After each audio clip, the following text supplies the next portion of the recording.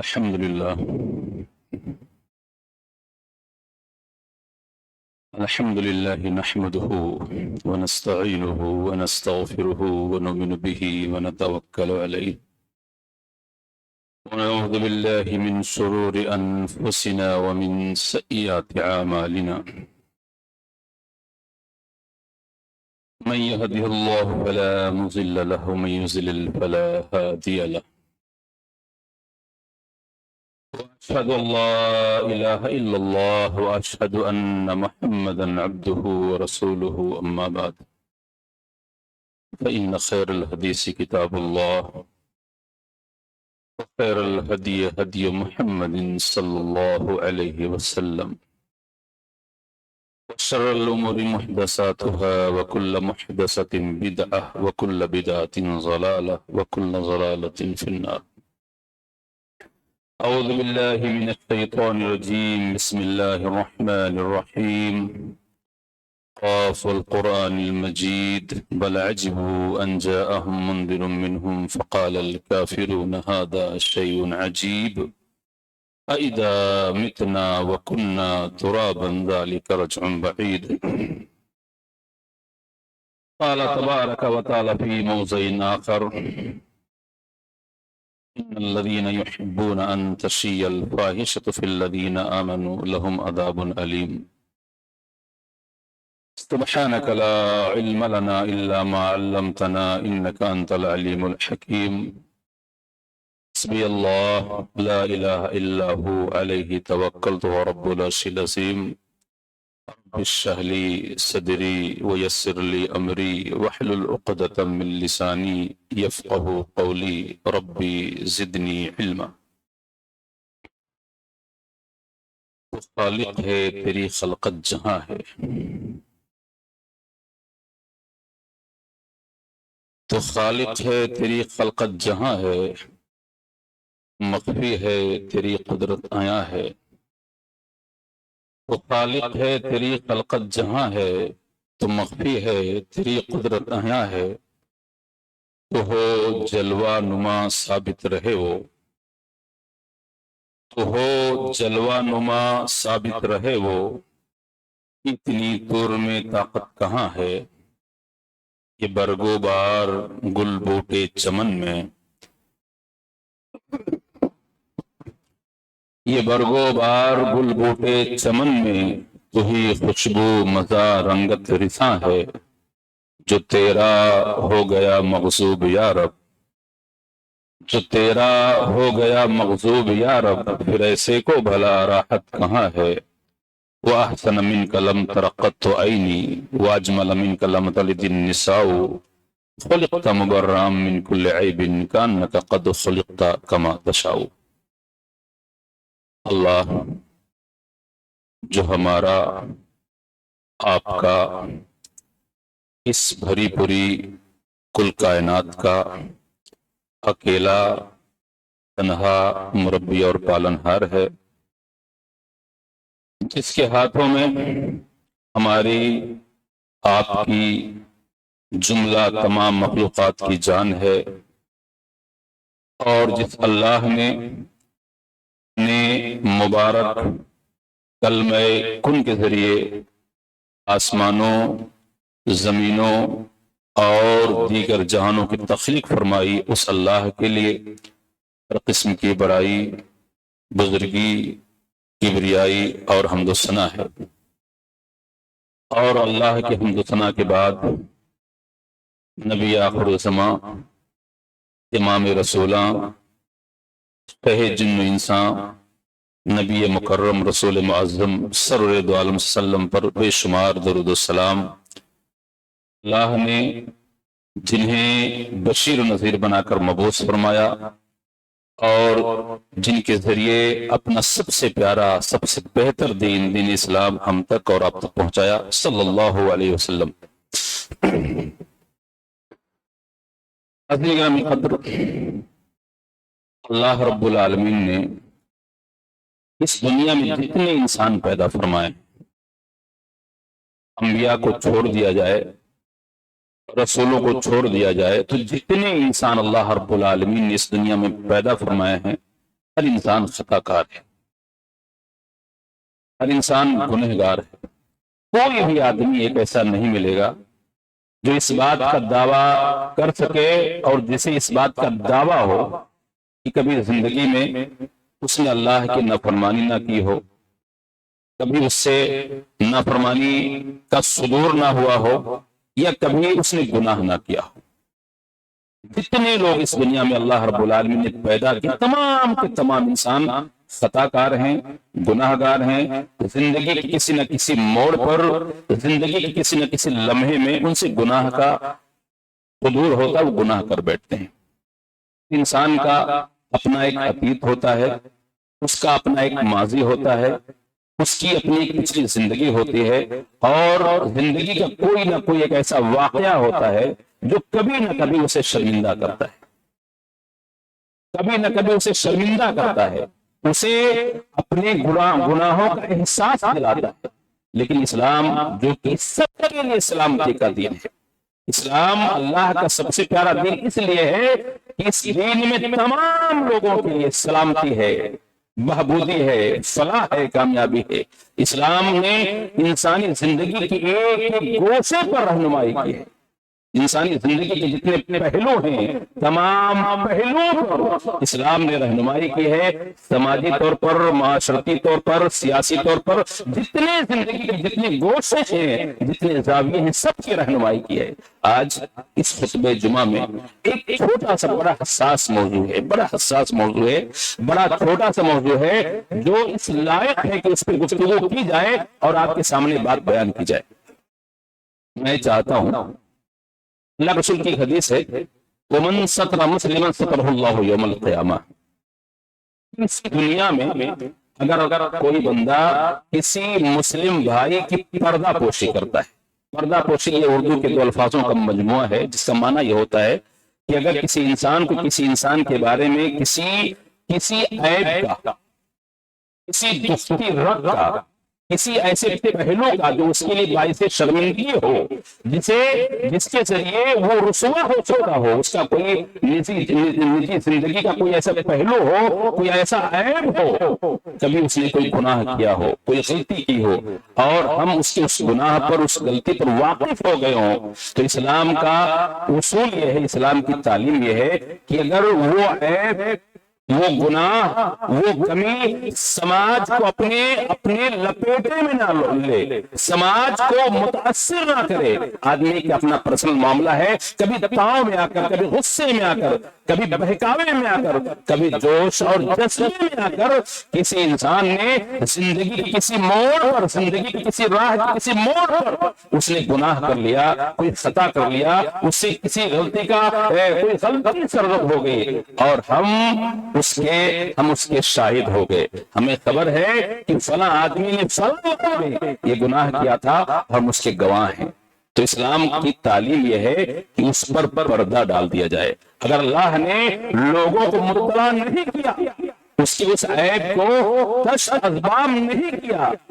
ایک آدمی اللہ کی مشیت سے اچانک پہنچا، گناہ کرتے ہوئے دیکھ لیا، یا ایک آدمی کی اپنا عتیق ہے، اس کا پاسٹ ہے، کہیں اور کسی شہر میں رہتا تھا، کسی اور شہر میں رہتا تھا، وہاں اس کی ایک اپنی پرانی زندگی تھی، وہاں سے مہاجرت کر کے، ہجرت کر کے آپ کے شہر میں آتا ہے۔ بہت سے لوگ خود و خرید کرتے ہیں، آدمی کیوں آیا، کہاں آیا، کیسا تھا، اس کی زندگی کے بارے میں جاسوسی کرتے ہیں۔ اسلام نے کہا ہے، اسلام کی تعلیم یہ ہے، وَمَن سَتَرَ مُسْلِمًا سَتَرَهُ اللَّهُ يَوْمَ الْقِيَامَةِ، کہ اس دنیاوی زندگی میں اگر کسی انسان کو کسی انسان کی گناہ کا، کسی برے عمل کا، کسی غلطی کا پتہ چل جائے، اسے خبر ہو جائے، اسلام کی تعلیم یہ ہے کہ اس پر پردہ ڈال دیا جائے، لوگوں سے بیان نہ کیا جائے، لوگوں سے آ کر اس کا چرچا نہ کیا جائے۔ اگر کوئی ایسا معاملہ ہو جو سماج کو متاثر نہ کرے،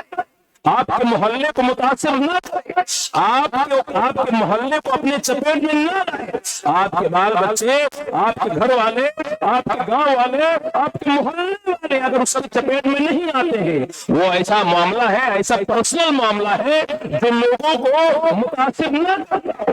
لوگوں کے تک وہ گناہ کا معاملہ نہ چاہتا ہو، لوگ اس سے پریشان نہ ہوتے ہو، آدمی کا اپنا معاملہ ہو، پرسنل معاملہ ہو، اس نے اللہ سے توبہ کر لی، تائب ہو گیا، اپنے گناہوں پر نادم ہو گیا، اللہ کے سامنے گیا، اپنے سر کو جھکایا، اللہ کے سامنے رویا، گر گڑایا، اس نے اللہ سے اپنے لیے مغفرت چاہی، اللہ نے معاف کیا۔ لیکن ہم اس دنیا میں ہیں، ہم کو خبر ہے کہ اس کا یہ معاملہ تھا اس کے ہر پہچاننے والے سے۔ انسان ایک نئی زندگی شروع کرنا چاہتا ہے، ایک نئی زندگی کو پھر سے اپنی زندگی میں لانا چاہتا ہے، سدھر کر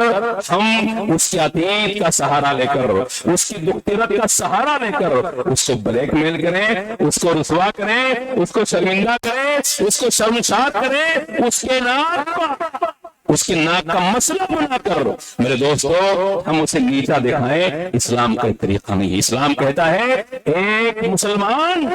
دوسرے مسلمان کے لیے کیا ہے؟ آئینہ ہے، آئینہ ہے۔ انسان ایک مسلمان کو اپنے لیے آئینہ بناتا ہے، اس میں اپنے چہرے کو دیکھتا ہے، جیسے اپنے چہرے کو وہ داغدار نہیں ہونا دینا چاہتا ہے، اپنے چہرے کو صاف شفاف رکھنا چاہتا ہے۔ اسلام کا سسٹم یہ ہے کہ اپنے بھائی کے لیے بھی اگر اپنے گناہوں کے میل کو دھونا چاہتا ہے تو ہم اس میں سپورٹ کریں۔ اللہ تعالیٰ جو ہر چیز کا قادر ہے، اس نے اس بندے کے گناہوں سے لوگوں کی نگاہوں کو محفوظ رکھا ہے، صرف ہمیں خبر دیا ہے۔ ہمارے لیے ضروری ہے کہ ہم اس پر شور نہ کریں، اللہ گلہ نہ کریں، اس کے گھر والوں سے، اس کے کنبہ قبیلے والوں سے، اس کے اپنوں سے اس کو بیان نہ کریں، ایسا فیل کریں، ایسا محسوس کریں، ایسا ظاہر کریں کہ ہم نے کچھ نہیں دیکھا ہے۔ اسلام کی تعلیم ہے۔ اور میرے دوستو اس پر اتنے اجر کے بیان ہیں، اتنے اجر کا وعدہ ہے، حدیث میں ہے جیسے یہی ہے کہ من ستر مسلمن، جس نے کسی مسلمان کی پردہ پوشی کی، اس کے اجر کے طور پر نبی کا جو بیان ہے وہ ایک مومن کو اتنا خوش کر دینے والا ہے، سترہ اللہ یوم القیامہ، قیامت کے دن اللہ اس کی پردہ پوشی کرے گا۔ اس جملے کی گہرائی میں جائیے، میدان محشر ایک ایسی جگہ کا نام ہے، ایک ایسے اجتماع کا نام ہے، ایک ایسے میدان کا نام ہے جہاں تمام اولین آخرین اپنے گناہوں کا حساب دینے کے لیے اللہ کے سامنے کھڑے ہوں گے۔ وہاں انسان کی زندگی کے جتنے پہلو ہیں، اس کے جتنے شب ہیں، جتنے روز ہیں، اس نے زندگی میں کہاں کیا سب اللہ کے سامنے ہوگا۔ ایک انسان اگر اس دنیا میں اپنے کسی بھائی کو کسی غلطی میں لچپت دیکھتا ہے، کسی غلطی کا ارتکاب کرتے ہوئے دیکھتا ہے میرے دوستو، اور اس کو وہیں دفن کر دیتا ہے، یہ عمل اللہ کو اتنا محبوب ہوتا ہے کہ اپنے نبی کی زبان یہ حدیث ہمارے لیے آتی ہے کہ ومن ستر مسلمن سترہ اللہ یوم القیامہ، اس دنیا میں جو کسی مومن کا، کسی مسلمان کا کسی عیب کو چھپائے گا، سترہ اللہ یوم القیامہ، قیامت کے دن اللہ تعالیٰ اس کے عیبوں پر پردہ ڈال دے گا۔ اور اربوں عیبوں میں پردہ ڈالنے کا مطلب یہ ہوتا ہے کہ اللہ تعالیٰ اس کی بخشش کر دے گا اور جنت اس کا ٹھکانہ بنا دے گا۔ ایک حدیث میں ہے، صرف مردوں کی بات نہیں، صرف زندوں کی بات حدیث میں ہے، ومن غسل میتا، انسان، یہ اسلام جو ہے صرف زندہ لوگوں کے لیے نہیں ہے، یہ جو پردہ پوشی کی بات ہے، اللہ کے رسول صلی اللہ علیہ وسلم نے فرمایا ومن غسل میتا، ایک حدیث میں ہے ومن غسل میتا، اور ایک حدیث میں ہے ومن غسل میتا فکتم علیہ، کہ جس انسان نے کسی میت کو غسل دیا۔ دیکھیے پردہ پوشی اپنے آپ میں کتنی بڑی، کتنے فضائل ہیں۔ حدیث میں ہے کہ ایک انسان کسی میت کو غسل دیتا ہے، کسی میت کو غسل دیتا ہے، اور غسل دیتے وقت اس کی کسی عیب پر واقف ہو جاتا ہے۔ ایک آدمی ہے، اس کے بدن میں کوئی عیب ہے، کسی بھی طرح کا جسمانی عیب ہے، اور اس عیب کو وہ دنیا والوں پر ظاہر نہیں کرتا ہے۔ جب تک زندہ رہا اپنے عیب سے دنیا والوں کو بے خبر رکھا، لیکن جب مر گیا اب اس کی اپنی کوئی طاقت نہیں ہے۔ ایک آدمی ہے، اس کو نہلانے جاتا ہے، نہلاتے وقت اس کے بدن کا کوئی عیب اس پر ظاہر ہو جاتا ہے، لیکن اللہ کا وہ محبوب بندہ جو اس میت کو غسل دے رہا ہے، اس کو نہلاتے وقت اس کی بدن کا کوئی عیب جو زندگی بھر اس میت نے مرنے والے نے دنیا سے چھپا کر رکھا، جو اس کے لیے شرمندگی کا ذریعہ ہو سکتا تھا، کوئی ایسا عیب جس کے ذریعے سے لوگ اس سے نفرت کریں، اس بیماری سے نفرت کریں، یہ کوئی عیب ہے، ایسا کوئی عیب نظر آئے، اس نے نہلایا اور نہلاتے وقت اس کو اس عیب پر وہ اس عیب کو اس نے دیکھ لیا، لیکن ایسا ظاہر کیا کہ اس نے کچھ نہیں دیکھا۔ کوئی جسمانی عیب ہے یا نہلاتے وقت کبھی کبھی ایسا ہوتا ہے کہ انسان کے بدن میں کوئی تبدیلی آ جائے، اس کے چہرے پر تبدیلی آ جاتی ہے۔ اس اللہ کے بندے اتنے اچھے ہوتے ہیں کہ لوگوں کا باقاعدہ بیان ہوتا ہے، وہ تو ایسے سوئے پڑے تھے جیسے ابھی بیدار ہو جائیں گے یا مسکرا دیں گے۔ کوئی اچھا آدمی ہوتا ہے تو اس کے چہرے پر جو وقار اللہ بخشتا ہے، جو نور بخشتا ہے، اس کے چہرے پر جو تازگی بخشتا ہے، وہ اس کی اچھائی کی علامت مانی جاتی ہے، اور لوگ بیان بھی کرتے ہیں کہ ایک دم ہنسا ہوا تھا، ایک دم پیارا چہرہ تھا۔ اور کچھ لوگ ایسے ہوتے ہیں کہ مرنے کے بعد ان کا چہرہ بدل جاتا ہے، چاہے وہ ان کے برے انجام کی نشانی ہو، کہ عام طور پر لوگ ایسا سمجھتے بھی ہیں کہ اگر چہرہ بدل گیا ہو، چہرہ سیاہ پڑ گیا ہو، تو آدمی سمجھتا ہے یہ اس کے انجام کی نشانی ہے، علامت ہے۔ کوئی بھی معاملہ ہو، آدمی نہلا رہا ہے، اس کو غسل دے رہا ہے، نہلاتے وقت غسل دیتے وقت اگر کسی عیب پر اس کو واقفیت ہو جائے تو اسلام کا طریقہ یہ ہے، اسلام نے کہا، نبی کی حدیث ہے، ومن غسل میتا فقدم علیہ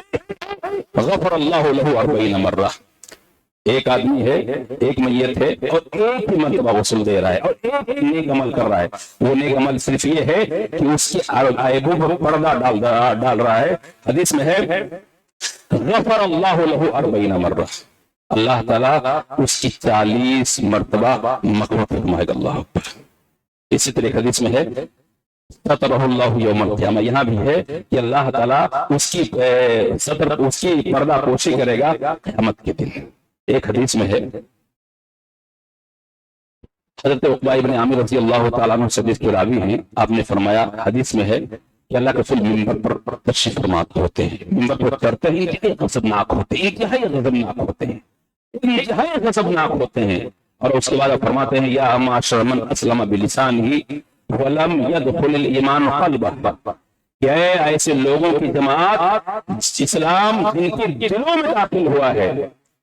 جن کے زبان پر ہے، جن کے دلوں میں ایمان داخل نہیں ہوا ہے، لا تغتابوا المسلمین ولا تتبعوا عوراتهم، ایسے لوگوں کی جماعت اسلام جن کے زبانوں پر ہے، جن کے دلوں میں اسلام داخل نہیں ہوا ہے، ایمان داخل نہیں ہوا ہے، لا تغتابوا المسلمین، خبردار مسلمانوں کی غیبتیں مت کیا کرو، ولا تتبعوا عوراتهم، اور خبردار ان کے پوشیدہ معاملات کے پیچھے مت لگو، جو ان کی زندگی کے ڈھکے چھپے رہنے والے معاملات ہیں، جن کو انسان لوگوں سے چھپانا چاہتا ہے، لوگوں سے بچا کر رکھنا چاہتا ہے، اس کی خواہش یہ ہے، اس کی آرزو یہ ہے، اس کی تمنا یہ ہے کہ لوگ اس پر واقف نہ ہو سکیں، تم ان کے پیچھے نہ پڑو۔ کیوں کہ جو لوگوں کے عیوب کے پیچھے لگے گا، جاسوسی کرے گا، کھود اور کوشش کرے گا، لوگوں کے پیچھے لگے گا، تتبع اللہ عورتہم، اللہ تعالیٰ ایسے لوگوں کے پیچھے اللہ لگ جائے گا جو اپنے مسلمان بھائیوں کے عیبوں کو کھوجتے ہیں، ان کے پیچھے لگتے ہیں، جاسوسی کرتے ہیں، اور کہیں اگر ان کو کوئی معاملہ مل جاتا ہے، لوگوں اس کی اشاعت کرتے ہیں، اس کا پرچار کرتے ہیں، اپنے حلقہ یارہ میں، دوستوں میں، محلے والوں میں، اور فیس بک کے ذریعے، واٹس ایپ کے ذریعے لوگوں کو آگاہ کرتے ہیں، اس فیملی کو، اس شخص کو رسوا کرتے ہیں۔ نبی نے فرمایا کہ اللہ تعالیٰ ایسے لوگوں کے پیچھے لگ جائے گا، اور اسی پر بس نہیں کیا، نبی نے صرف اسی پر بس نہیں کیا کہ تتبع اللہ عورتہم، اللہ تعالیٰ ان کے عیوب کے پیچھے لگ جائے گا، صرف اسی پر نہیں، نبی نے فرمایا، اور بہت بڑی بات کہی، نبی نے فرمایا کہ جس کے پیچھے اللہ لگ جائے گا، اس کے پیچھے اللہ لگ جائے گا، اللہ اس کو اس کے گھر میں رسوا کر دے گا۔ اللہ اتنی بڑی مثال ہے، گھر، انسان دنیا سے لڑ کر جھگڑ کر دنیا سے دشمنی کر کے امن کی تلاش میں، امن کی جگہ میں اپنے گھر میں پہنچتا ہے جہاں اس کے بچے ہوتے ہیں، اس کی بیوی ہوتی ہے۔ گھر انسان کے لیے امن کا گہوارہ ہوتا ہے، تمام خطرے صرف اس کے بچاتے انسان اپنے گھر میں پہنچتا ہے۔ نبی نے فرمایا کہ ایسا انسان جو لوگوں کے عیبوں کی تلاش میں ہوتا ہے، اللہ اس کے پیچھے لگ جاتا ہے، اور جس کے پیچھے اللہ لگ جاتا ہے، اللہ اس کو اپنے گھر میں، گویا اس کے گھر والوں کے سامنے، آدمی گناہ کر کے آتا ہے، سوچتا ہے اس کی بیوی کو خبر نہ ہو۔ بیوی بہت محبت کرتی ہے، بہت محبت کرتی ہے، اس کے اپنے بچے ہوتے ہیں، بہت محبت احترام کے ساتھ اپنے باپ کی خدمت کرتے ہیں، اس کے باپ کا قد ان کی نگاہوں میں بہت بلند ہوتا ہے۔ انسان گناہ کر کے گھر میں آتا ہے، سوچتا ہے میرے بچے میرے گناہوں کے واقف ہوں، لیکن اگر اس کا رویہ یہ ہے کہ لوگوں کے گناہوں کے کھوج میں رہتا ہے، نبی نے فرمایا ایسے انسان کے پیچھے اللہ لگ جاتا ہے، اور جس کے پیچھے میرے دوست اللہ لگ جائے، اسے کوئی بچانے والا ہے، اسے کوئی امن دینے والا ہے، اسے کوئی محفوظ کرنے والا ہے، اسے کوئی جائے پناہ مل سکتی ہے، اسے کوئی پناہ گاہ مل سکتی ہے۔ نبی نے فرمایا کہ جس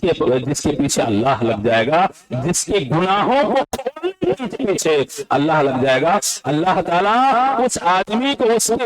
گھر والوں کے سامنے کہیں گناہ کرتا ہوا پایا، لوگوں نے دیکھا، ویڈیو بنا لیا، کلپ بنا لیا، اس کے گھر والوں کو وائرل کر دیا، یا اس کے اپنے وہ لوگوں کے چور بچے وہ کانے کستا ہے، پھٹیاں کستا ہے، ان برائیوں کا ذکر کرتا ہے، اور تھکتا نہیں ہے، سوچتا نہیں ہے کہ سامنے والے کی ناک کٹ جائے گی۔ سماج میں اس کا اپنا ایک وقار ہے، اس کی اپنی عزت ہے، اس کی ایک مان مریادہ ہے، مان سمان ہے، اس پر وہ دھیان نہیں دیتا ہے، اس کے پیچھے لگ جاتا ہے۔ اللہ تعالیٰ عذاب کے طور پر، انتقام کے طور پر، عذاب دینے کے طور پر جن گناہوں کی نشاندہی کر کے بندہ دوسروں کو رسوا کرنا چاہتا ہے، ان کی عزتوں کو پیروں تلے روکنا چاہتا ہے، اللہ تعالیٰ جب ایسا کرتا ہے کہ انہی گناہوں میں اس کے بچوں کو لت پت کر دیتا ہے، اس کی فیملی کو لت پت کر دیتا ہے، اس کے گھر والوں کو لت پت کر دیتا ہے۔ کوئی معنی ہو سکتے ہیں کہ اللہ تعالیٰ ایسے بندے کو جو لوگوں کے پیچھے لگ جائے، اللہ تعالیٰ جب اس کے پیچھے لگتا ہے تو اس کو اس کے گھر میں شرمندہ کر دیتا ہے۔ ایک چیز اور بتاؤں، ایک واقعہ میں آپ کو بتانا چاہتا ہوں، جیسے یہ عیب کی بات ہے، کسی کمی کی بات ہے، کسی دقت کی بات ہے، یہ ایک عام بات ہے، لیکن اس میں ایک حدیث میں آپ کے سامنے ایک واقعہ آپ کے سامنے رکھنا چاہتا ہوں۔ فاطمہ بنت قیس یہ صحابیاں ہیں، یہ اللہ کے رسول کے پاس آتی ہیں، اللہ کے رسول میرے پاس 2 لوگوں کی نکاح کا پیغام آیا ہے۔ فاطمہ بنت قیس صحابیاں ہیں، اللہ کے رسول کے پاس آتی ہیں، اللہ کے رسول میرے پاس 2 لوگوں کا پیغام نکاح آیا ہے، معاویہ ابن ابی سفیان اور ابو جہل۔ اللہ کے رسول میں کس سے شادی کر لوں؟ ان دونوں میں کس سے شادی کروں؟ فاطمہ بنت قیس صحابیہ ہیں، 2 لوگوں کا نام لیتی ہیں،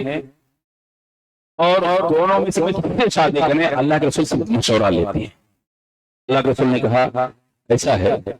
کہ جو معاویہ ابن ابی سفیان ہیں، یہ انتہائی غریب آدمی ہیں، مفلوق الحال ہیں، انتہائی غریب آدمی ہیں، اور جو ابو جہم ہیں وہ ہمیشہ اپنے کندھوں پر لاٹھی لے کر چلتے ہیں،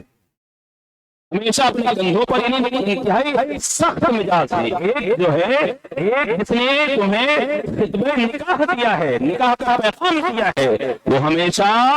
اپنے کندھوں پر لاٹھی لے کر چلتے ہیں، اور ایک انتہائی نادار ہیں، غریب ہے۔ ایسا کرو تم اسامہ ابن زید سے شادی کر لو۔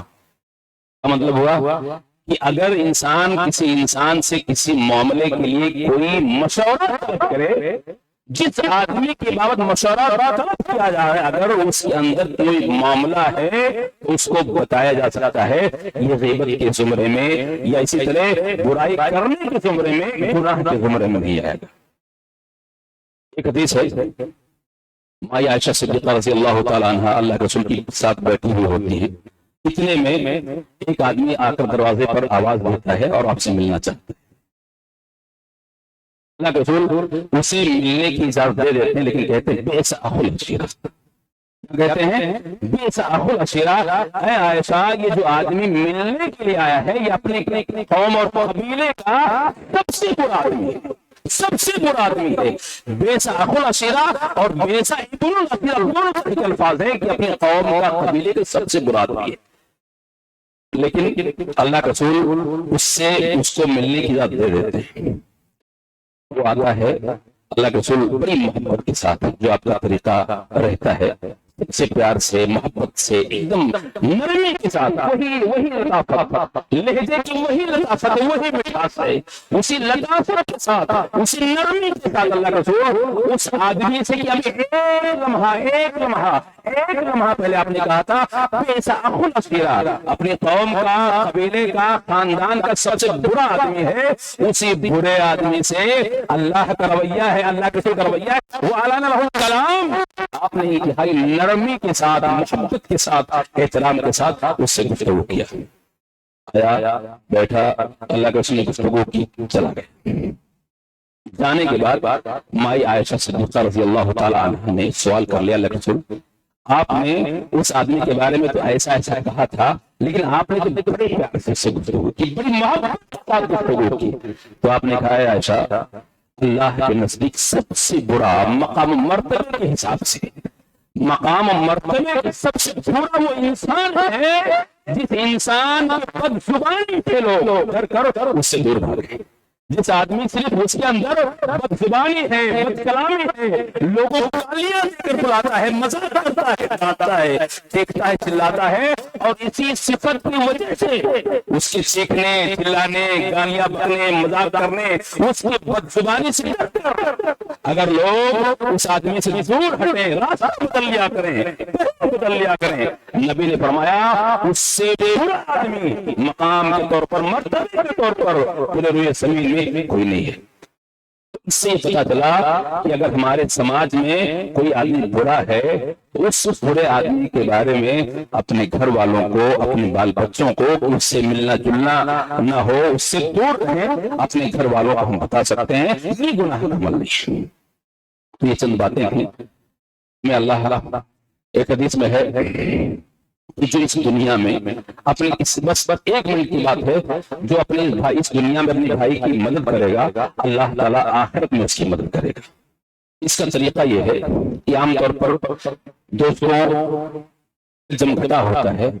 دو چار لوگ بیٹھتے ہیں، ہم بھی اس مجلس کا حصہ ہوتے ہیں، کسی آدمی کا ذکر آتا ہے، وہاں لوگ اس کی برائیاں کرنا شروع کر دیتے ہیں۔ اسلام کا طریقہ یہ ہے کہ لوگوں کو روکا جائے۔ آپ ہیں، آپ کے دوست احباب ہیں، 4-6 لوگوں کا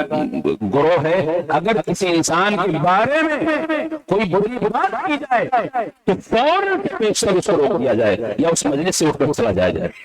یہ گناہ ہے، یہ گناہ ہے کسی آدمی کے پیچھے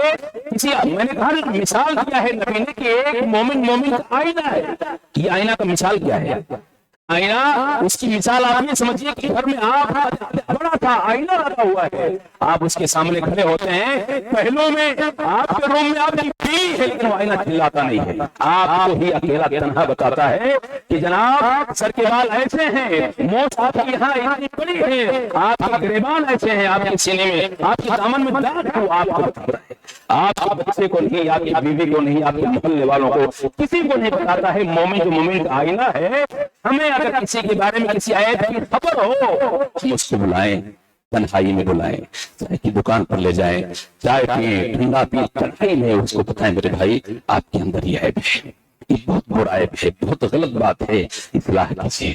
اصلاح کیجیے، کہیں اس کا اثر آپ کے بچوں پر نہ جائے۔ کوئی بھی معاملہ ہو اس کو سمجھائیے، سمجھانے کے لیے پہلو میں اس سے بات کیجیے، ورنہ وہ بامبے میں ہے ہم یہاں کھیڑ میں بیٹھ کر، وہ باہر ہے ہم یہاں کھیڑ میں بیٹھ کر کسی آدمی کے بارے میں بری بات کریں، اس سے کیا ہونے والا ہے؟ اگر سچائی ہے تو غیبت ہے، اگر سچائی ہے واقعے میں اس بات میں، اگر سچائی ہے تو غیبت ہے، اور اگر سچائی نہیں ہے تو تہمت ہے، اور دونوں حرام ہے۔ اور ایک مسلمان یہ چاہے گا کہ حرام کام کرے،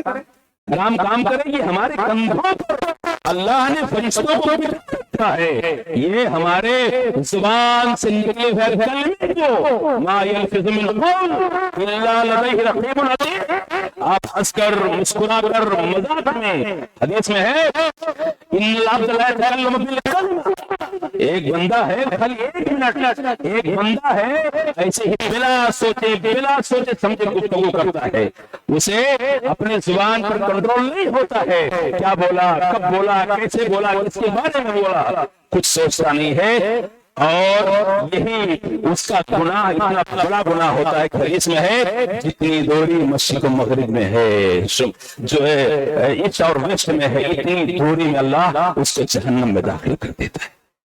تو دوستو ہمیں اس بات کو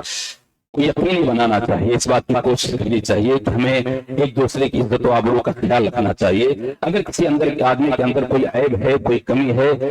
تو اس کو تنہائی میں بلا کر اس کو سمجھایا جائے، لوگوں میں اس کا افشا نہ کیا جائے، لوگوں میں اس کا تماشا نہ بنایا جائے. اگر اللہ اتنا کرم فرما ہے کہ اللہ نے اس کو واضح کر رہا ہے، اس کو پردہ ڈال رہا ہے. کتنے سے واقعات ہیں. ایک آدمی آتا ہے اللہ کے رسول سے اپنے گناہوں کا، اپنے زنا کا اقرار کرتا ہے، اللہ کے رسول منہ گھما لیتے ہیں، پھر منہ گھما 4 مرتبہ. کیوں؟ وہ جائے، اس کا معاملہ ہے اللہ کا معاملہ، اللہ سے روئے گا، گڑگڑائے گا، توبہ کرے گا، اللہ اس کو معاف کر دے گا. 4 مرتبہ آپ منہ گھما لیتے ہیں، 4 مرتبہ آپ کے سامنے جاتا ہے، اقبال دل بھی کرتا ہے. میرے دوستو یہ تعلیمات ہیں ہمارے لیے، ہم اللہ کے رسول کی امتی ہیں، ان کے جو واقعات ہیں ہمارے لیے مشعل راہ ہیں. ہمیں اپنی زندگی کے راستوں میں انہی مشالوں سے اجالا حاصل کرنا چاہیے، اپنی زندگی کو بہتر بنانا چاہیے. ہمیں سب کے لیے میرے دوستو مومن کا آئینہ ہے، اسی آئینے کے حساب سے ہمیں زندگی گزارنی چاہیے. اللہ سے دعا کرنی چاہیے کہ اللہ تعالی ہمیں بھی زندگی بھر عزت و آبرو کے ساتھ رکھے، گناہوں سے دور رکھے، اور جو گناہ ہم نے کیے ہیں ان گناہوں کو معاف فرمائے، دنیا میں عزت دے اور مرنے کے بعد جنت. آمین. وآخر دعوانا ان الحمد للہ رب العالمین.